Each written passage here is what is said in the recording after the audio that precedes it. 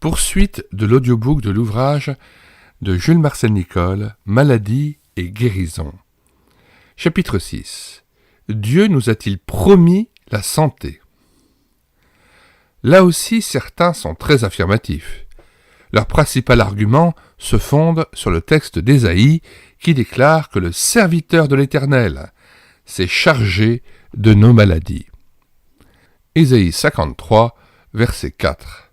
Là encore, nous avons soin de ne pas citer un seul verset, mais de le citer en contexte avec les versets qui précèdent et qui suivent.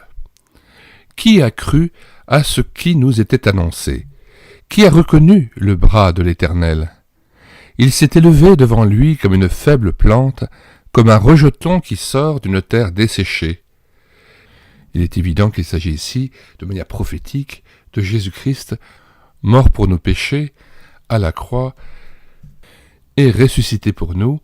Ce chapitre est un chapitre phare, à partir duquel bien des gens se sont convertis, et notamment très nombreux juifs qui ont eu l'illumination et la révélation de Christ comme Messie à partir de ce seul chapitre. Retour au texte. Qui a cru à ce qui nous était annoncé? Qui a reconnu le bras de l'Éternel? Il s'est élevé devant lui comme une faible plante, comme un rejeton qui sort d'une terre desséchée. Il n'avait ni beauté ni éclat pour attirer nos regards, et son aspect n'avait rien pour nous plaire. Méprisé et abandonné des hommes, homme de douleur et habitué à la souffrance, semblable à celui dont on détourne le visage, nous l'avons dédaigné, nous n'avons fait de lui aucun cas. Cependant, verset 4, ce sont nos souffrances qu'il a portées, c'est de nos douleurs qu'il s'est chargé, et nous l'avons considéré comme puni, frappé de Dieu et humilié. Mais il était blessé pour nos péchés, brisé pour nos iniquités. Le châtiment qui nous donne la paix est tombé sur lui, et c'est par ses meurtrissures que nous sommes guéris. Fin de citation et retour au texte. Nous pourrions donc compter sur la guérison de nos maux physiques avec la même assurance que sur le pardon de nos fautes. Notons que Matthieu déclare que cette prédiction s'est réalisée par les guérisons que le Seigneur a opérées pendant son ministère terrestre. Matthieu 8, verset 17. Le passage fait suite à la guérison de la belle-mère de Pierre. Verset 16. Le soir, on amena auprès de Jésus plusieurs démoniaques. Il chassa les esprits par sa parole, et il guérit tous les malades, afin que s'accomplisse ce qui avait été annoncé par Ésaïe, le prophète. Il a pris nos infirmités, et il s'est chargé de nos maladies. Alors j'aimerais juste ouvrir une parenthèse. Nous avons traduit et lu en audiobook l'ouvrage de Georges Birch, le ministère de délivrance, que nous avons mis à votre disposition sur le site internet médiathèquechrétienne.fr et que nous avons lu intégralement sur cette chaîne YouTube et l'écouter sa parole. Nous vous conseillons la lecture de cet ouvrage et notamment du chapitre 6 intitulé « Affliction, souffrance physique et démons », la page 63 à 88. Je dis cela parce que dans le passage de Matthieu 8, il est associé d'une certaine manière l'exorcisme des esprits mauvais et la guérison des malades. Il chassa les esprits par sa parole et il guérit tous les malades. Alors effectivement, le texte n'associe pas et ne met pas un lien de cause à effet entre les maladies et la présence d'esprits mauvais. Néanmoins, il est dit qu'il fit à la fois la délivrance d'esprits mauvais et la guérison de certains malades.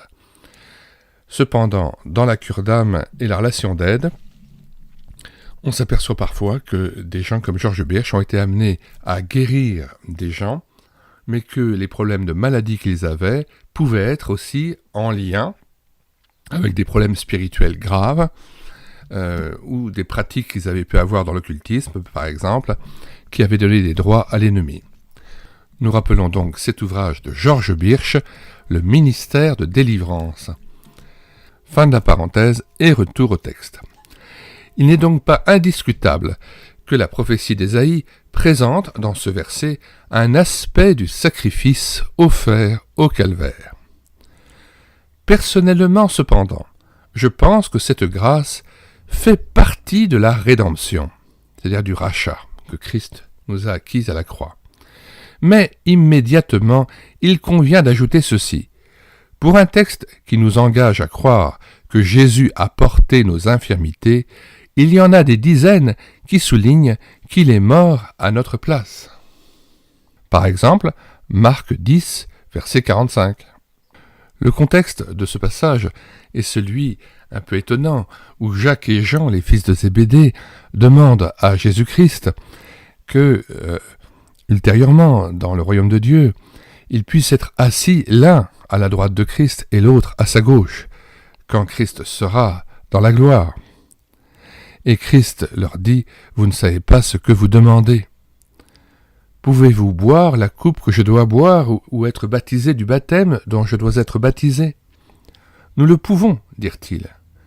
Et Jésus leur répondit, « Il est vrai que vous boirez la coupe que je dois boire, et que vous serez baptisés du baptême dont je dois être baptisé. Mais, pour ce qui est d'être assis à ma droite ou à ma gauche, cela ne dépend pas de moi et ne sera donné qu'à ceux à qui cela est réservé. » Marc 10, verset 40. Retour au texte. Or, cela nous épargne-t-il la peine de mourir physiquement ? Personne ne le soutient, car ce serait contraire à l'évidence. En dehors de la génération bienheureuse des croyants qui seront vivants au moment du retour de Jésus-Christ et qui seront transformés sans passer par la mort, 1 Thessaloniciens 4, versets 16 et 17, 1 Corinthiens 15, versets 51-52, tous les êtres humains, quelle que soit leur foi, sont soumis à la règle comme quoi il est réservé aux hommes de mourir une seule fois, après quoi vient le jugement. Hébreux 9, verset 27. Nous lisons ces trois passages. 1 Thessaloniciens 4, à partir du verset 13. Nous ne voulons pas, frères, que vous soyez dans l'ignorance au sujet de ceux qui dorment, afin que vous ne vous affligiez pas comme les autres qui n'ont point d'espérance. Car, si nous croyons que Jésus est mort et qu'il est ressuscité, croyons aussi que Dieu ramènera par Jésus et avec lui ceux qui sont morts. Voici en effet ce que nous vous déclarons d'après la parole du Seigneur. Nous les vivants, restés pour l'avènement du Seigneur, nous ne devancerons pas ceux qui sont morts. Verset 16. Car le Seigneur lui-même a un signal donné à la voix d'un archange et au son de la trompette de Dieu, descendra du ciel, et les morts en Christ ressusciteront premièrement. Ensuite, nous les vivants, qui serons restés, nous serons tous ensemble enlevés avec eux sur des nuées, à la rencontre du Seigneur dans les airs, et ainsi nous serons toujours avec le Seigneur. Consolez-vous donc les uns les autres par ces paroles. Nous lisons maintenant 1 Corinthiens 15, à partir du verset 50. « Ce que je dis, frères, c'est que la chair et le sang ne peuvent hériter le royaume de Dieu, et que la corruption n'hérite pas l'incorruptibilité. Voici, je vous dis un mystère. Nous ne mourrons pas tous, mais tous nous serons changés, en un instant, en un clin d'œil, à la dernière trompette. La trompette sonnera, et les morts ressusciteront incorruptibles, et nous serons changés. Car il faut que ce corps corruptible revête l'incorruptibilité, et que ce corps mortel revête l'immortalité. Lorsque ce corps corruptible aura revêtu l'incorruptibilité, et que ce corps mortel aura revêtu l'immortalité, alors s'accomplira la parole qui est écrite. La mort a été engloutie dans la victoire. Ô mort, où est ta victoire? Ô mort, où est ton aiguillon? L'aiguillon de la mort, c'est le péché, et la puissance du péché, c'est la loi. Mais grâce soit rendue à Dieu, qui nous donne la victoire par notre Seigneur Jésus-Christ. Nous lisons Hébreux 9, verset 26b. Christ est apparu une seule fois pour abolir le péché par son sacrifice. Et comme il est réservé aux hommes de mourir une seule fois, après quoi vient le jugement, de même, Christ, qui s'est offert une seule fois pour porter les péchés de plusieurs, apparaîtra sans péché une seconde fois à ceux qui l'attendent pour leur salut. Alors, j'aimerais juste faire un commentaire sur ce verset, qui est un petit peu compliqué, surtout le passage « il apparaîtra sans péché ». En fait, il ne se comprend que par les mots qui précèdent dans le contexte. Lorsque Jésus est apparu pour la première fois, c'était pour faire l'expiation des péchés à la croix, afin de prendre sur nous nos fautes, nos iniquités.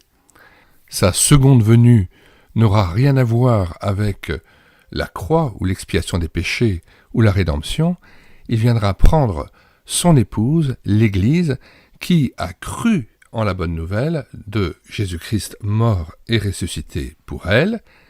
Et c'est pour ça qu'il est dit « il apparaîtra sans péché », c'est-à-dire sans qu'il soit question ici de l'expiation des péchés, ou sans avoir à faire l'expiation des péchés comme la première fois, mais il enlèvera l'épouse qui, elle, aura été justifiée par son sang, par la foi en son sang, à ceux qui l'attendent pour leur salut, parce que l'Église et l'épouse est dans une situation d'attente permanente du retour de Jésus-Christ, d'espérance en lui, afin d'être transformés à son image lors de son retour, puisque la promesse nous a été faite dans Philippiens 3, versets 20 et 21, que nous serons transformés par Jésus-Christ à l'image de son corps de gloire.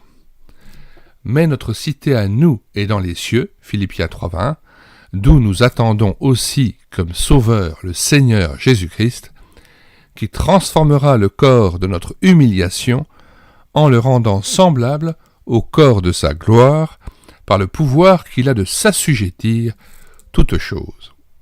Nous avons reçu le salut et l'Esprit Saint par la foi en Jésus-Christ, en son sacrifice qu'il a assuré pour nous à la croix.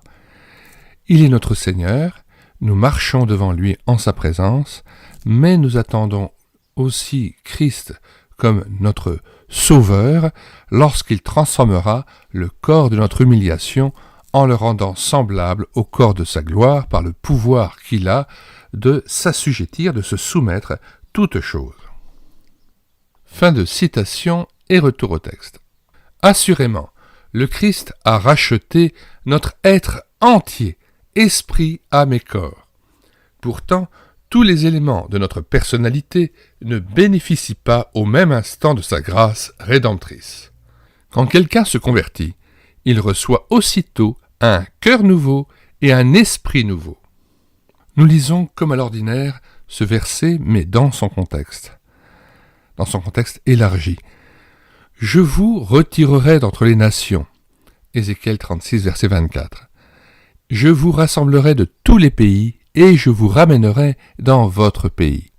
Je répandrai sur vous une eau pure, et vous serez purifiés. Je vous purifierai de toutes vos souillures et de toutes vos idoles. Je vous donnerai un cœur nouveau, et je mettrai en vous un esprit nouveau. J'ôterai de votre corps le cœur de pierre, et je vous donnerai un cœur de chair. Je mettrai mon esprit en vous, et je ferai en sorte que vous suiviez mes ordonnances, et que vous observiez et pratiquiez mes lois. Vous habiterez le pays que j'ai donné à vos pères, vous serez mon peuple, et je serai votre Dieu. » Fin de citation, retour au texte. Son être intérieur fait l'objet de cette transformation qui n'est d'ailleurs que partielle et progressive en cette vie.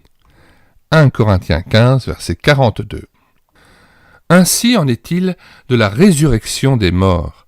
Le corps est semé corruptible, il ressuscite incorruptible. Il est semé méprisable, il ressuscite glorieux.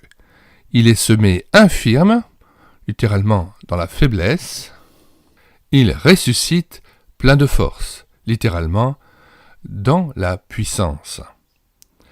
Il est semé corps animal, il ressuscite corps spirituel. S'il y a un corps animal, il y a aussi un corps spirituel.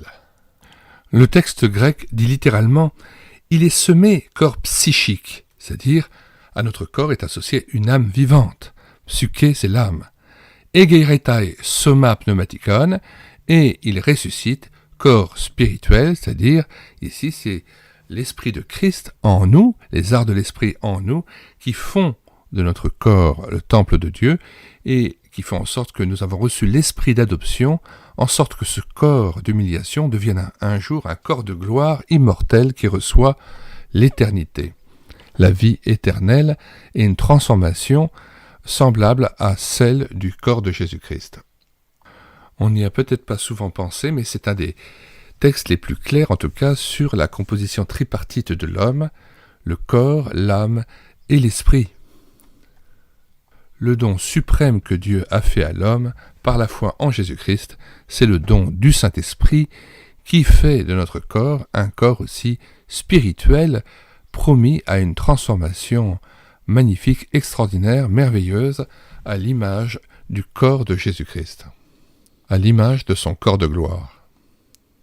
Je rappelle Philippiens 3, 20, 21, « Mais notre cité à nous est dans les cieux, d'où nous attendons aussi comme sauveur le Seigneur Jésus-Christ, qui transformera le corps de notre humiliation en le rendant semblable au corps de sa gloire, par le pouvoir qu'il a de s'assujettir toutes choses. » Fin de citation et de commentaire, retour au texte. Il est une nouvelle créature. Nous citons ce passage dans son contexte élargi. Verset 16. Ainsi, dès maintenant, nous ne connaissons personne selon la chair. Et si nous avons connu Christ selon la chair, maintenant, nous ne le connaissons plus de cette manière. Si quelqu'un est en Christ, il est une nouvelle créature. Les choses anciennes sont passées, voici, toutes choses sont devenues nouvelles. Et tout cela vient de Dieu, qui nous a réconciliés avec lui par Christ et qui nous a donné le ministère de la réconciliation. Car Dieu était en Christ, réconciliant le monde avec lui-même, en n'imputant point aux hommes leurs offenses, et il a mis en nous la parole de la réconciliation. Ce passage vient juste après l'affirmation de 2 Corinthiens 5, 14, 15, extraordinaire, car l'amour de Christ nous presse, parce que nous estimons que si un seul est mort pour tous, tous donc sont morts, et qu'il est mort pour tous, afin que ceux qui vivent ne vivent plus pour eux-mêmes, mais pour celui qui est mort et ressuscité pour eux. Cela me fait penser personnellement à la guérison par Christ de la belle-mère de Pierre, qui après avoir été guérie se lève et les serre, et nous avions vu à la fin du chapitre 5 du livre de Jules Marcel Nicolle, que, en fait, si nous demandons la guérison, c'est dans le but de le servir, lui, Jésus-Christ, et d'avoir la force de le servir et d'être en mesure de le servir. Nous ne demandons pas la guérison pour nous-mêmes, mais pour celui qui est mort et ressuscité pour nous. Fin de commentaire et retour au texte. Mais son corps n'est pas transformé pour autant. Il reste mortel, corruptible, méprisable et infirme. 1 Corinthiens 15, verset 42. Ainsi en est-il de la résurrection des morts. Le corps est semé corruptible, il ressuscite incorruptible. Il est semé méprisable, il ressuscite glorieux. Il est semé dans la faiblesse, il ressuscite dans la puissance. Il est semé corps psychique et il ressuscite corps spirituel. Et s'il y a un corps psychique, il y a aussi un corps spirituel. Fin de citation et retour au texte. Le terme traduit par infirme est le même qui ailleurs est rendu par malade. Mais en fait, asthénéia, c'est la faiblesse. Et la faiblesse, effectivement, qu'on traduit ailleurs par maladie. Nous restons donc exposés à la maladie, à la faiblesse. Le rachat de notre corps a bien été acquis à la croix, mais il ne nous sera appliqué qu'à l'avènement du Seigneur. Nous attendons l'adoption, la rédemption de notre corps. Romains 8, verset 23, que nous citons en contexte élargi. Dès le verset 18. « J'estime que les souffrances du temps présent ne sauraient être comparées à la gloire à venir qui sera révélée pour nous. Aussi la création attend-elle avec un ardent désir la révélation des fils de Dieu, car la création a été soumise à la vanité, non de son gré, mais à cause de celui qui l'y a soumise, avec l'espérance qu'elle aussi sera affranchie de la servitude de la corruption pour avoir part à la liberté de la gloire des enfants de Dieu. Or, nous savons que, jusqu'à ce jour, la création tout entière soupire et souffre les douleurs de l'enfantement. » Verset 23. « Et ce n'est pas elle seulement, mais nous aussi, qui avons les prémices de l'Esprit, nous aussi, nous soupirons en nous-mêmes, en attendant l'adoption, la rédemption de notre corps, le rachat de notre corps. Car c'est en espérance que nous sommes sauvés. Or, l'espérance qu'on voit n'est plus espérance. Ce qu'on voit, peut-on l'espérer encore? Mais si nous espérons ce que nous ne voyons pas, nous l'attendons avec persévérance. » Verset 26. De même aussi l'Esprit nous aide dans notre faiblesse. Te astheneia emon. Je rappelle qu'ici, le mot astheneia peut se traduire aussi par maladie. Il nous aide dans notre maladie, dans notre état d'affaiblissement. Car nous ne savons pas ce qu'il nous convient de demander dans nos prières. Mais l'Esprit lui-même intercède par des soupirs inexprimables, et celui qui sonde les cœurs connaît quelle est la pensée de l'Esprit, parce que c'est selon Dieu qu'il intercède en faveur des saints. Fin de citation, retour au texte. Par anticipation, Dieu peut, certes, nous accorder une guérison sur le plan physique, mais celle-ci ne sera jamais que provisoire et imparfaite.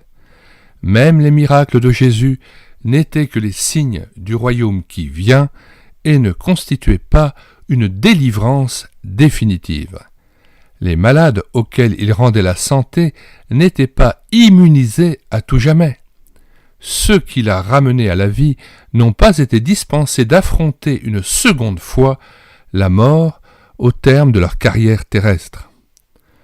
Lorsque le père de l'enfant démoniaque dit à Jésus « Si tu peux quelque chose, viens-nous en aide », le maître le reprend.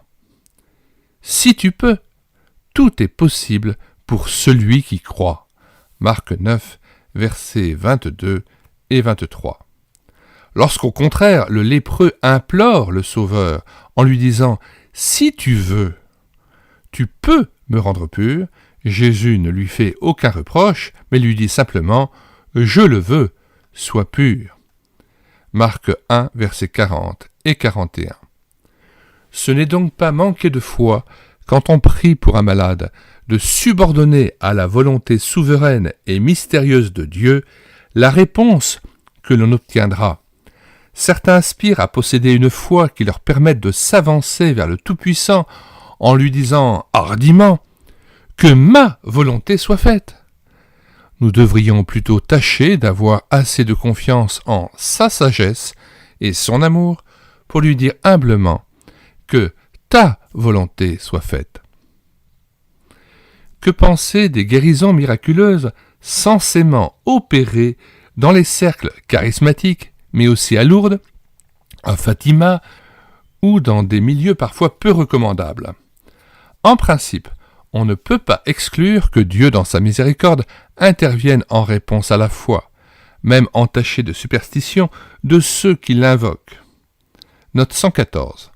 On m'a dit que d'après la doctrine officielle de l'Église catholique, les miracles de Lourdes, au reste fort rares, sont opérés non par la Vierge, mais par le Christ lui-même, en réponse, il est vrai, à l'intercession de la Vierge. Nous ouvrons là forcément une parenthèse, car nous ne pouvons pas laisser dire que tous les miracles soient forcément spirituels et selon Dieu. Il peut y avoir même un piège et une ruse du diable qui consiste à guérir des gens au sein d'un milieu religieux, mais cette guérison n'est pas forcément selon Dieu et selon la volonté de Christ. Il y a des signes et des prodiges, que ce soit dans le milieu catholique ou charismatique, qui sont purement et simplement, non pas selon Christ, mais qui sont diaboliques. Lisons Apocalypse 16, versets 12 à 14. Le 6e versa sa coupe sur le grand fleuve l'Euphrate, et son eau tarit afin que le chemin des rois venant de l'Orient fût préparé. Et je vis sortir de la bouche du dragon, et de la bouche de la bête, et de la bouche du faux prophète, 3 esprits impurs, semblables à des grenouilles, car ce sont des esprits de démons qui font des prodiges, et qui vont vers les rois de toute la terre, afin de les rassembler pour le combat du grand jour du Dieu Tout-Puissant. Lisons aussi 2 Thessaloniciens 2, versets 9 à 11. L'apparition de cet impie se fera par la puissance de Satan, avec toutes sortes de miracles, de signes et de prodiges mensongers, et avec toutes les séductions de l'iniquité pour ceux qui périssent, parce qu'ils n'ont pas reçu l'amour de la vérité pour être sauvés. Aussi Dieu leur envoie une puissance d'égarement pour qu'ils croient aux mensonges, afin que tous ceux qui n'ont pas cru à la vérité, mais qui ont pris plaisir à l'injustice, soient condamnés. Alors attention, le propos de M. Jules-Marcel Nicolle peut induire à une mauvaise interprétation. Je ne vois pas en quoi des guérisons faites dans un centre vraiment idolâtre où on adore et rend un culte à la Vierge et non pas au Christ puissent conduire à une guérison qui soit d'origine spirituelle et non occulte. Toute la mariolâtrie qui s'est développée autour de ce mensonge des apparitions à Lourdes ne peut conduire qu'à des effets nocifs et toxiques dans la mesure où il mène à une idolâtrie de Marie et non pas à la glorification de Dieu par le Christ seul. Alors certes, comme le dit M. Jules-Marcel Nicolle, on ne peut pas exclure que Dieu dans sa miséricorde intervienne en réponse à la foi, même entachée des superstitions de ceux qui l'invoquent, mais nous pouvons aussi dire à l'inverse, on ne peut pas exclure qu'il y ait dans une réponse apparemment spirituelle, non pas un signe divin, mais finalement un exaucement qui soit aussi une forme de jugement et un faux miracle accompli par l'ennemi. Nous rappelons que la Bible nous avertit qu'il y a des signes, des miracles et des prodiges qui sont d'origine diabolique. Relisons 2 Thessaloniciens 2, verset 9. L'apparition de cet impie se fera par la puissance de Satan, avec toutes sortes de miracles, de signes et de prodiges mensongers, et avec toutes les séductions de l'iniquité pour ceux qui périssent, parce qu'ils n'ont pas reçu l'amour de la vérité pour être sauvés. Et de même qu'il y a danger à chercher une guérison dans ces hauts lieux de l'idolâtrie, eh bien, il y a danger à chercher la guérison dans les médecines parallèles, où parfois c'est un ressort occulte qui est à l'œuvre pour soi-disant guérir des personnes. Fin de commentaire et retour au texte. À l'autre extrême, une origine satanique n'est pas impossible, surtout lorsqu'on a recours à des pratiques occultes. Je rajouterai aussi ce passage de Colossiens 2, verset 18, qu'aucun homme sous une apparence d'humilité et par un culte des anges ne vous ravisse à son gré le prix de la course, tandis qu'il s'abandonne à ses visions et qu'il est enflé d'un vain orgueil par ses pensées charnelles, sans s'attacher au chef dont tout le corps assisté et solidement assemblé par des jointures et des liens tire l'accroissement que Dieu donne. Dans ces milieux-là, que ce soit marial ou même charismatique, ou dans des milieux occultes, il est beaucoup question de visions, de révélations, d'anges, de maris, d'apparitions. Tout ceci est dénoncé très clairement dans le passage que je viens de lire dans Colossiens 2, 18, et souvent la misère de l'homme et sa maladie et sa souffrance est un piège aussi que l'ennemi tend pour qu'il s'en remette à des gens qui sont sous la coupe d'esprits mauvais. Derrière ce culte des anges, il y a une idolâtrie, derrière le culte de Marie, il y a une idolâtrie, et derrière toutes ces médecines occultes, il y a le danger de tomber sous la coupe d'esprits mauvais qui accomplissent des fausses guérisons ou des guérisons d'origine occulte. La santé n'est pas à tout prix. Fin de commentaire et retour au texte. À l'autre extrême, une origine satanique n'est pas impossible, surtout lorsqu'on a recours à des pratiques occultes. Enfin, Il faut se rappeler que tout ce qui est inexpliqué n'est pas forcément miraculeux. Tel guérisseur fait usage d'une énergie naturelle psychique, peut-être légitime, peut-être illégitimement, pour obtenir des résultats concrets. J'ouvre une parenthèse à nouveau. De même qu'il était assez aberrant de voir un Jules Marcel Nicoll justifier peut-être une guérison à soi-disant spirituelle dans le milieu de Lourdes, de même il est un petit peu aberrant et abracadabrant de voir qu'il puisse supposer qu'une énergie naturelle psychique d'un guérisseur puisse être légitime. Je ne sais pas sur quelle brisée M. Nicoll est allé là en tant que responsable d'une faculté évangélique et de l'Institut biblique de Nogent, mais là, la coupe est pleine et on ne peut pas laisser dire de telles choses, de telles absurdités. Non, un guérisseur qui fait de la magie blanche, même si c'est de la magie blanche, c'est-à-dire soi-disant pour faire le bien, ne peut le faire que sous l'instigation d'un esprit impur, un esprit occulte, et ce n'est jamais légitime. C'est absolument scandaleux d'entendre telles paroles dans ce type de livre, et je pense que on peut se porter en faux clairement sur ce point précis et à cet endroit précis-là. On ne peut pas laisser dire de telles choses. C'est absolument irresponsable et la limite du faux prophétisme. Fin de commentaire et retour au texte. D'autre part, on ne peut nier le décalage entre les miracles rapportés dans la Bible, où la parole du Christ et de ses envoyés est suivie d'un effet immanquable et immédiat, et les séances de guérison telles qu'elles se déroulent de nos jours, où l'on est obligé de constater un nombre appréciable d'échecs. Je rouvre la parenthèse, ce n'est pas la réussite d'une guérison au terme d'une prière qui est le gage de sa spiritualité et du sceau que Dieu donne à cette guérison. Pour qu'une guérison soit spirituelle, elle n'est pas jugée à l'aune de sa réussite, elle est jugée à l'aune du contexte théologique dans lequel elle s'inscrit. Si c'est dans un contexte d'idolâtrie ou d'occultisme ou de médecine parallèle, nous sommes amenés à devoir mettre en doute l'origine spirituelle de cette guérison. Beaucoup de chrétiens évangéliques se sont laissés séduire, par exemple, par les guérisons de Catherine Kuhlmann, femme apparemment évangéliste, mais il n'est pas normal que lorsqu'elle touchait les gens tombaient à la renverse en arrière. Rappelons les paroles du Christ lui-même dans Matthieu 24, versets 23 à 25. « Si quelqu'un vous dit alors, le Christ est ici, ou il est là, ne le croyez pas, car il s'élèvera de faux Christ et de faux prophètes. Ils feront de grands prodiges et des miracles, au point de séduire, s'il était possible, même les élus.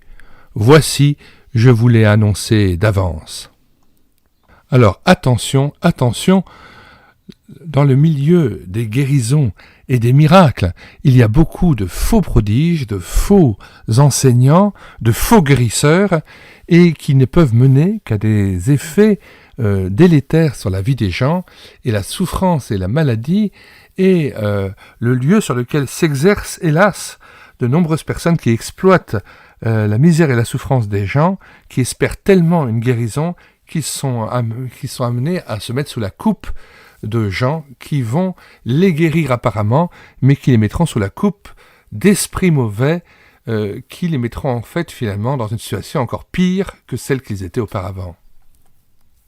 Personnellement, je pense que M. Jules Marcel Nicoll était un professeur, certes émérite, dans le milieu évangélique en son temps, mais qu'il n'était pas vraiment au fait des pièges de l'ennemi dans les milieux charismatiques ou dans les milieux catholiques. Et hélas, je trouve que sa dénonciation n'est pas suffisamment claire et n'est pas à même d'alerter les brebis chrétiennes des dangers qu'ils courent auprès des loups ravisseurs et des faux prophètes guérisseurs. Fin de commentaire, retour au texte.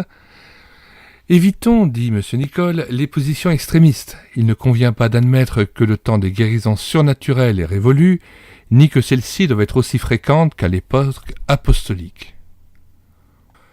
Là encore, le commentaire est complètement immotivé et improductif. Il ne s'agit pas bien sûr de dénoncer le fait que les guérisons soient révolues, ni qu'elles soient forcément moins fréquentes qu'à l'époque apostolique.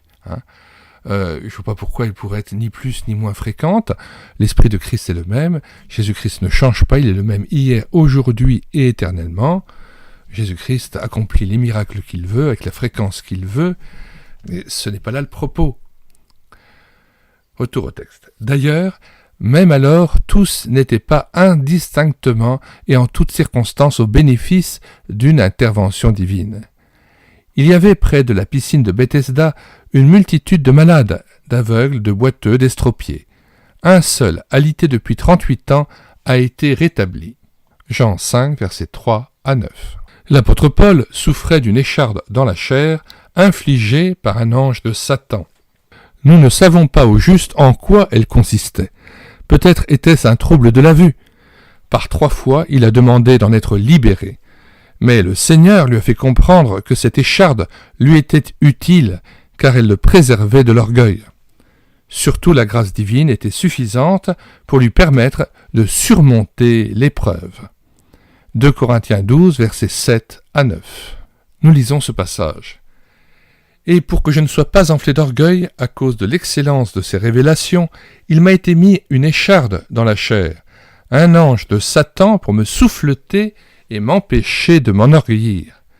3 fois j'ai prié le Seigneur de l'éloigner de moi, et il m'a dit, « Ma grâce te suffit, car ma puissance s'accomplit dans la faiblesse. » Je me glorifierai donc bien plus volontiers de mes faiblesses, afin que la puissance de Christ repose sur moi.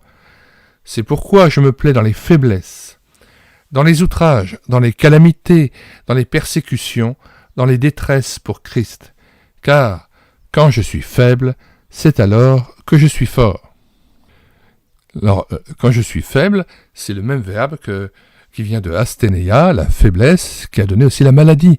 On pourrait même dire, alors quand je suis malade, c'est alors que je suis fort. Asténéo en grec veut dire « je suis faible » et ensuite « je suis malade ». Je pense, entre parenthèses, que Paul avait peut-être aussi à l'idée le texte d'1 Samuel 2, verset 4, la prière que Anne a adressée à Dieu en reconnaissance au fait qu'elle a pu devenir enceinte, enfanter, donner la vie au jeune Samuel. 1 Samuel 2, 4, l'arc des puissants est brisé, et les faibles ont la force pour ceinture. Fin de commentaire, retour au texte. L'apôtre, qui avait été l'instrument de multitudes de guérisons, n'a pas cru devoir imposer les mains à Épaphrodite, Philippiens 2, 27, ni à Trophime, 2 Timothée 4, 20. Il conseille à Timothée non pas d'attendre une délivrance surnaturelle, mais de prendre un peu de vin pour calmer ses maux d'estomac. 1 Timothée 5, 23. Le devoir du chrétien, c'est de visiter les malades, pas forcément de les guérir. Matthieu 25, versets 36 et 43. Le contexte est celui du jugement des nations, et à ceux qui sont à sa droite, il dira « J'étais nu, et vous m'avez vêtu. J'étais malade, et vous m'avez visité. J'étais en prison, et vous êtes venus vers moi. » Verset 43, à ceux qui sont réprouvés, il dira « J'étais étranger, et vous ne m'avez pas accueilli. J'étais nu, et vous ne m'avez pas vêtu. J'étais malade et en prison, et vous ne m'avez pas visité. » Ils répondront aussi « Seigneur, quand avons-nous vu, ayant faim et ayant soif, ou étranger, ou nu, ou malade, ou en prison, et ne t'avons-nous pas assisté ?» Et il leur répondra « Je vous le dis en vérité, toutes les fois que vous n'avez pas fait ces choses à l'un de ces plus petits, c'est à moi que vous ne les avez pas faites. Et ceux-ci iront au châtiment éternel, mais les justes à la vie éternelle. » Retour au texte. Le devoir du chrétien, c'est de visiter les malades, pas forcément de les guérir. Il serait cruel d'aggraver leur peine en soupçonnant que telle infirmité prolongée serait due à leur incrédulité ou à quelque interdit dans leur vie. Il peut arriver que nous ayons justement, dans et par l'épreuve, l'occasion de glorifier notre Seigneur. Nous pouvons, comme l'apôtre Paul, prendre plaisir au fait que nos infirmités peuvent devenir le moyen dont le Seigneur se sert pour manifester sa puissance. 2 Corinthiens 12, 9 et 10. J'ai été très impressionné par le témoignage de la chrétienne bien connue, Joni Eareckson Tada. Entre parenthèses, nous avons numérisé son ouvrage de témoignage qui s'appelle Joni, et vous pouvez la télécharger sur médiathèquechrétienne.fr. Cet ouvrage étant épuisé et non réédité, vous cherchez sur médiathèquechrétienne.fr par ordre alphabétique d'auteur à E pour Eareckson, E-A-R-E-C-K-S-O-N, Joni. Et là, vous appuyez sur télécharger en Word ou en PDF et vous avez l'ouvrage gratuitement. Paralysée dès sa jeunesse à la suite d'un accident, elle avait docilement suivi le conseil que lui prodiguaient les frères et sœurs de tendance charismatique. Elle avait confessé ses péchés, prié pour son rétablissement, saisi par la foi l'exaucement comme étant acquis en vertu des promesses divines. Mais la guérison espérée ne s'était pas produite. Elle a compris par la suite que le Seigneur lui demandait de lui rendre témoignage en restant infirme. De fait, son rayonnement magnifique, au sein de la détresse physique, était beaucoup plus émouvant que ne l'aurait été une guérison en réponse à la prière. Commentaire. Je ne pense pas qu'on puisse dire, comme M. Nicole, que son rayonnement était plus émouvant que si elle avait été guérie en réponse à la prière. Il ne s'agit pas de cela. Mais Dieu demeure souverain, quelles que soient les circonstances, et en l'occurrence, Joni s'est soumis à ce qui lui est arrivé et au fait qu'elle n'a pas été effectivement guérie. Ce qui est tout à fait pertinent de la part de M. Nicole, c'est de souligner l'aspect toxique d'une recherche absolue de la guérison dans les milieux charismatiques et même pentecôtistes. Ça devient presque une obsession dans les prédications. On veut à chaque fois proclamer la guérison, comme si c'était une forme subtile de l'évangile de la prospérité. Si on se convertit à Jésus, eh bien, on aura le petit plus qui fait que notre vie est différente. On aura la guérison, on aura la richesse, on aura le bien-être, on aura la guérison intérieure. C'est ça aussi l'évangile de la prospérité. C'est se dire que si on a Jésus, eh bien, on aura en fait l'exaucement à nos prières forcé, exigé, comme si c'était un dû, alors que l'évangile, c'est un évangile de la grâce. Dieu peut guérir comme il peut ne pas guérir. Fin de commentaire, retour au texte. De nombreux malheurs atteignent le juste, mais l'Éternel le délivre de tous. Psaume 34, verset 20. Parfois, il nous délivre de l'épreuve, parfois dans l'épreuve. Dans un cas comme dans l'autre, que son nom soit loué. Un jour, il nous délivrera pleinement de toute souffrance et de tout mal. Ésaïe 65, Romains 8, 1 Corinthiens 15, Apocalypse 21. Apocalypse 21, versets 1 à 4. Puis je vis un nouveau ciel et une nouvelle terre, car le premier ciel et la première terre avaient disparu, et la mer n'était plus. Et je vis descendre du ciel, d'auprès de Dieu, la ville sainte, la nouvelle Jérusalem, préparée comme une épouse qui s'est parée pour son époux. Et j'entendis du trône une voix forte qui disait « Voici le tabernacle de Dieu avec les hommes. Il habitera avec eux, et ils seront son peuple, et Dieu lui-même sera avec eux. » Verset 4. « Il essuiera toute larme de leurs yeux, et la mort ne sera plus, et il n'y aura plus ni deuil, ni cri, ni douleur, car les premières choses ont disparu. » Fin du chapitre 6 intitulé « Dieu nous a-t-il promis la santé ?» Pour rappel, dans les commentaires de cette vidéo, nous mettons de nombreux liens, notamment celui de téléchargement de cet ouvrage, téléchargement gratuit à partir du site internet médiathèquechrétienne.fr, mais aussi le lien vers d'autres ouvrages traitant de la maladie, de la guérison, de la souffrance et d'autres playlists de présentation d'ouvrages tournant autour de ce thème.